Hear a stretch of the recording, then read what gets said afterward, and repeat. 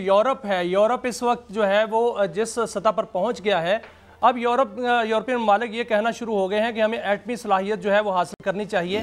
कल तक जो यूरोप ये कहता था कि एटमी सलाहियत किसी के पास नहीं होनी चाहिए, आज वो एटमी सलाहियत की बात कर रहा है और जर्मनी की तरफ से ख़ास तौर पर ये बात हो रही है। जनरल साहब, ये क्या हो रहा है सर कि एटमी सलाहियत पे सलाहियत, अगर यूरोप क्या एटमी सलाहियत हासिल कर सकता है, क्या अमेरिका उसको करने देगा?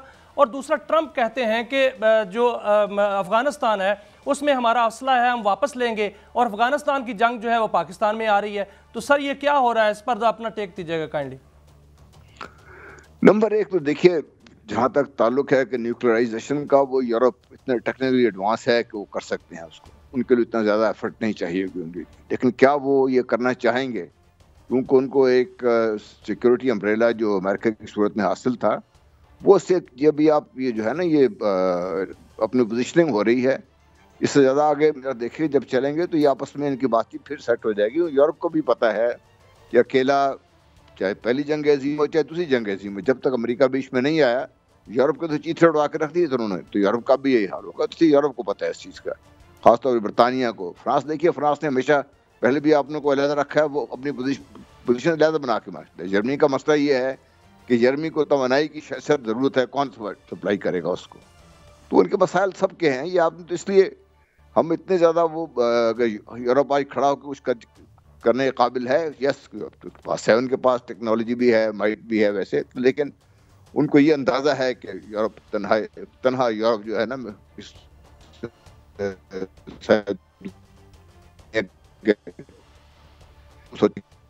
बिल्कुल लदा होकर चीन और रूस के साथ ताल्लुकात अपने बना ले, उस हद तक बना ले जैसे अमेरिका के हैं, लेकिन वो नहीं होगा। ये कल्चरली भी अदरवाइज भी दे वेरी स्ट्रांगली इंटरलिंक्ड, तो मेरा नहीं ख्याल कि इनके सेपरेट होंगे। जहाँ तक ताल्लुक है कि अफगानिस्तान से क्या वो हथियार लेके चला जाएगा, हैरानगी की बात है, वो किस हथियार लेंगे, किससे? वो उन्होंने किसी को बाकायदा हैंड ओवर किए तो लेंगे ना उससे। उसका कहने का अगर मेरा मतलब ये है कि मैं जो शुरू से कहता आया हूँ कि अमेरिका इस खत्ते से नहीं गया।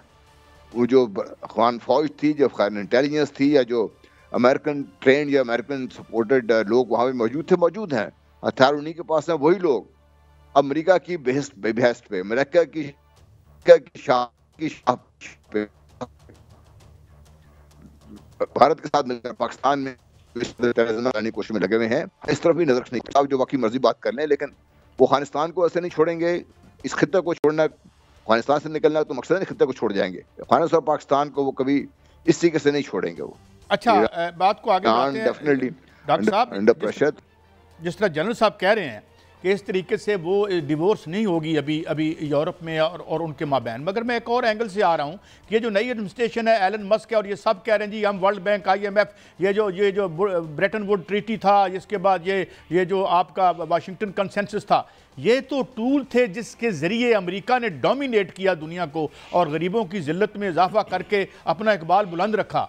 तो क्या ये इतने बेवकूफ़ हैं कि ये सारे USAID वगैरह ये नहीं, ये तो इवन NGOs के पैसे खा जाते रहे, आपको पता है अगर आप रिपोर्टें जाके देखें तो विल दे डू दैट? और ये इस तरह गो अलोन हो जाएगा डॉक्टर साहब?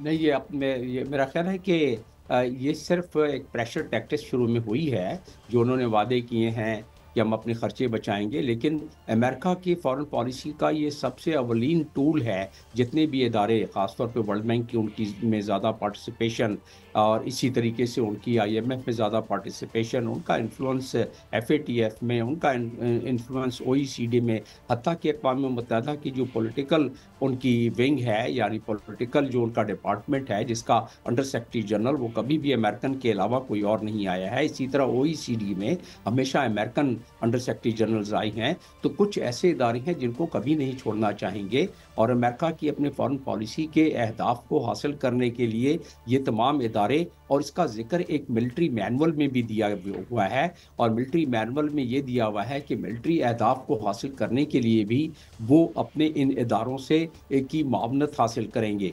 तो ये क्योंकि मल्टी प्रॉन्ग अप्रोच के तहत अमेरिका काम करता रहा है। आप ये हत्ता के परसों के एक वीलॉग में जेफरी सेक्स की وہ ایک ہے ٹاک ہے جس میں جیفری نے یہ بتایا ہے کہ امریکہ تقریباً 100 کے قریب ممالک میں ڈائریکٹلی یا انڈائریکٹلی رجیم چینج کرنے کے لحاظ سے بھی وہ ملوث رہا ہے. تو وہ کس طرح رہا ہے؟ وہ انہی اداروں کے تحت یا پھر عراق یا لیبیا میں جس طرح ڈائریکٹ انٹرونشن یا افغانستان ڈائریکٹ انٹرونشن کے تحت ڈائریکٹ انٹرونشن کم کرتا ہے، لیکن یہ ادارے آ جاتی ہیں. ایک لائنر اگر میں اس کے بارے میں بتا سکوں کہ پاکستان میں بھی 39 پروجیکٹس ہیں جس کی ٹوٹل ویلیو 90 سے لے کے 100 ملین تک ہے. تو پاکستان جیسا ملک اس کو ایبزارب کر سکتا ہے. ہمارے سارے سیکٹورل بجٹ موجود ہیں، ان بجٹس کو تھوڑا سا ری فریم کر کے. اسی طرح دوسرے ممالک فی الحال تو یہ جھٹکا برداشت کر لیں گے. جنرل صاحب میرا آپ سے سوال ہے، ٹائم تھوڑا ہے، میں آپ سے سوال کروں گا کہ کیا اس وقت جو یورپ اور امریکہ جو ہے وہ بالکل الگ الگ نظر آ رہے ہیں، اور اس وقت تھانے دار تو دنیا کا جو ہے وہ امریکہ ہے، اور یورپ کہہ رہا ہے کہ ہمیں نیا لیڈر چاہیے. اور نیا لیڈر کون ہوگا جنرل صاحب؟ کیا چین اس سے فائدہ اٹھا کر نیا لیڈر کے طور پر سامنے آ سکتا ہے؟ دیکھیں چین یورپ کی حد تک نہیں، چین تو انٹرنیشنل لیول پر آپ دیکھیں تو امریکہ کے سامنے کھڑا ہے. وہ تو بڑی لیڈرشپ کی رول میں آنے کی پوزیشن میں ہے اس وقت، اور وہ آ سکتا ہے. چین یورپ نے ہمیشہ سے ہی ایک سیکنڈری پوزیشن میں رہے ہیں، چاہے وہ امریکہ کے ساتھ تھے جب اگر اس سے علیحدہ ہونے چاہیں تب بھی. تو یورپ تنہا ایز اے اینٹی وہ ایک کیا کہتے ہیں ایک ویٹ تو اس کا ہے، لیکن وہ بذات خود جو انٹرنیشنل جو لیڈرشپ ہے، لیڈرشپ جہاں پہ جس طریقے سے ہم بات کہتے ہیں کہ امریکہ از ورلڈ لیڈر یا چین یا روس اس پوزیشن میں ہے یا کرنے کی کوشش کر رہے ہیں، یورپ کی یہ پوزیشن نہیں رہے گی. کیوں؟ یورپ کی جو اندرونی اختلافات ہیں نا مت بھولیے. ابھی چونکہ باہر کا دشمن کے ساتھ ہے تو اس لیے وہ آپس میں آپ کو اٹھے نظر آتے ہیں، لیکن یورپ اندرونی طور پر بھی ان کی کنٹراڈکشنز ہیں، تو وہ بھی سامنے آئیں گی. Unless there is a common enemy, ان کے خلاف اکٹھے ہو کے کھڑے ہو جائیں بات کر لیں، ورنہ یورپ کے جو اندرونی اختلافات ہیں وہ بھی سامنے آ جائیں گے. تو یورپ کو ٹھیک ہے نیا لیڈر چاہیے، وہ صرف ٹرمپ صاحب کی بات کر رہے ہیں. نیا لیڈر کہاں؟ وہ چین کے ساتھ چین وہ رول پلے نہیں کر سکتا اس وقت، خاص طور پہ جب تک چین اپنے آپ کو جو ہے نا آؤٹ گوئنگ ایک ملٹری پاور کے طور پہ سامنے نہ لے کے. ابھی تک تو چین صرف اپنی اکانومی کو ہتھیار کے طور پہ استعمال کر رہا ہے، لیکن لائک امریکہ، چین ابھی تک اپنی ملٹری مائٹ کا جو ہے نا اس کا اظہار نہیں کیا اس طریقے سے اس امریکہ نے کیا ہے. تو اس لیے میرا خیال ہے کہ اس وقت تک یورپ اکنامیکلی تو ایک چیز بن سکتا ہے، لیکن جب تک ایک ملٹری لیول پر چین اور روس اس پوزیشن میں نہیں آتا اس پوزیشن میں امریکہ ہے، میرا خیال ہے یورپ ول اسٹک ود امریکہ.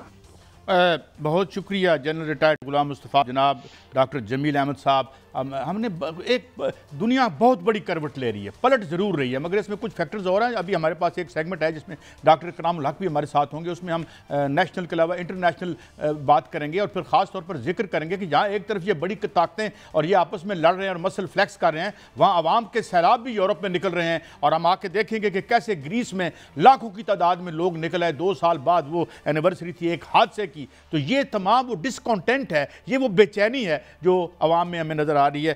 یہ کدھر لے کے جائے گی